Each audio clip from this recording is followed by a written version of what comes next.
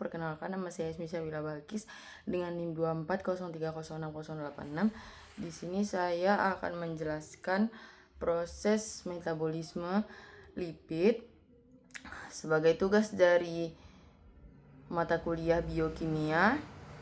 Saya berasal dari program studi peternakan Fakultas Pertanian Universitas Sumatera Utara. Jadi yang pertama itu adalah proses pencernaan lemak. Proses pencernaan lemak itu seperti ini.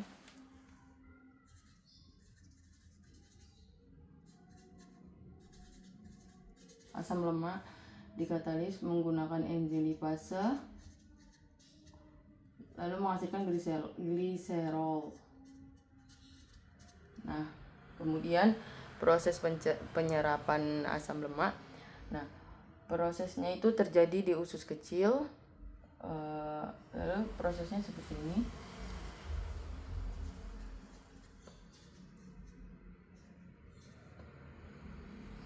Asam lemak dan gliserol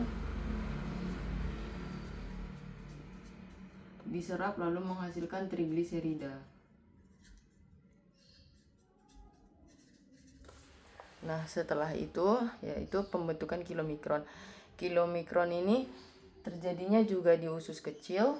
Prosesnya seperti ini. Trigliserida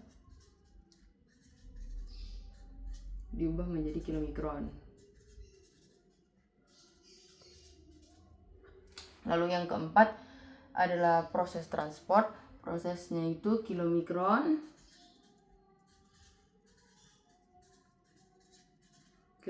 diangkut menuju hati melalui darah ya. Melalui darah. Lalu yang keempat, ini adalah proses transport kan yang keempat. Lalu yang kelima ada proses di hati. Di hati kilomikron diubah menjadi VLDL. Nah, VLDL itu seperti yang semua ketahui, VLDL adalah very low density lipoprotein. Nah, VLDL ini kemudian diolah lagi menjadi LDL. LDL yaitu low density lipoprotein dan HDL, high density lipoprotein. Lalu yang keenam ada proses pengangkutan ke jaringan. Nah, proses pengangkutan ke jaringan ini prosesnya seperti LDL yang membawa lemak itu diangkut melalui darah ke seluruh tubuh. Ini ke seluruh tubuh. Lalu HDL ini dibawa ke hati, lalu diolah dan dibuang. Nah, kemudian kita lanjut ke proses beta oksidasi asam lemak.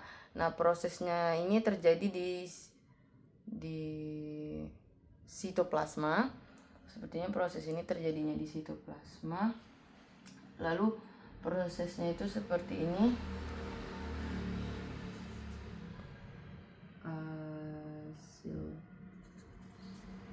Hasil CoA diubah menjadi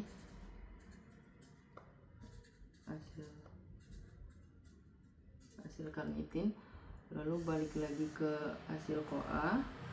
Ini saat hasil karnitin ini mau dibawa, jadi sebenarnya hasil CoA ini merupakan asam lemak. Asam lemak diubah asam lemak diubah menjadi hasil CoA. Lalu hasil CoA ini berubah lagi menjadi hasil karnitin agar untuk masuk ke mitokondria. Saat di mitokondria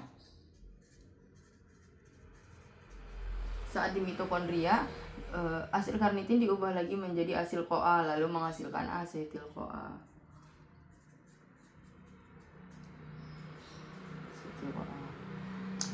Nah, setelah proses beta oksidasi, kita masuk ke proses biosintesis lipid. Yang pertama itu ya sintesis asam lemak. Sintesis asam lemak itu seperti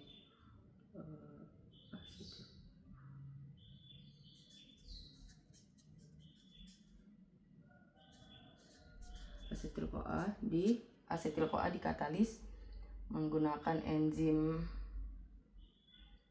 fatty acid sintase ya, lalu menghasilkan asam palmitat.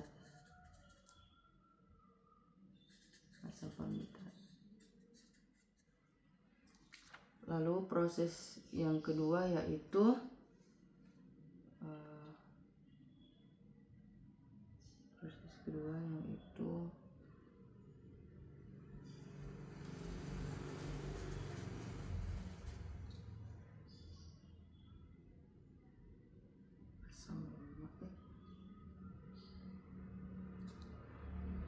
asam lemak atau asetil CoA dan gliserol trifosfat.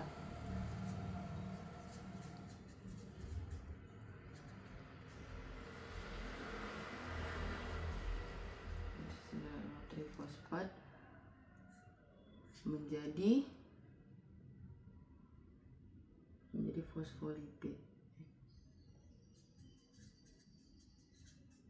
Ini menggunakan enzim fosfolipid sintase.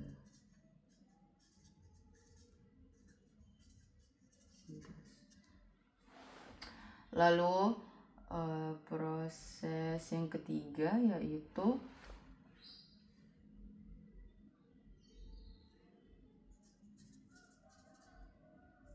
asam lemak, gliserol trifosfat yang tadi,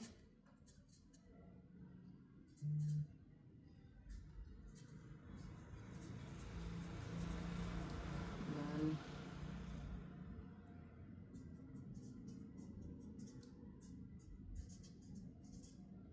menghasilkan kolesterol. Ini semua menghasilkan kolesterol dan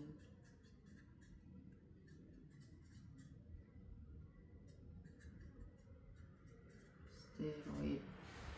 Nah, proses biosintesis lipid ini terjadi di sitoplasma. Yang bersitoplasma itu yang ini, yang hasil akhirnya asam palmitat. Lalu setelahnya semuanya terjadi di retikulum endoplasma, dan untuk kolesterol dan steroid itu terjadinya di retikulum endoplasma dan mitokondria. Nah, jadi steroid itu sebelumnya kolesterol itu diubah menjadi steroid yang bisa juga menghasilkan hormon steroid seperti itu. Oke, sekian penjelasan dari saya. Semoga dapat dimengerti. Wabillahi taufiq wal hidayah. Wassalamualaikum warahmatullahi wabarakatuh. Terima kasih.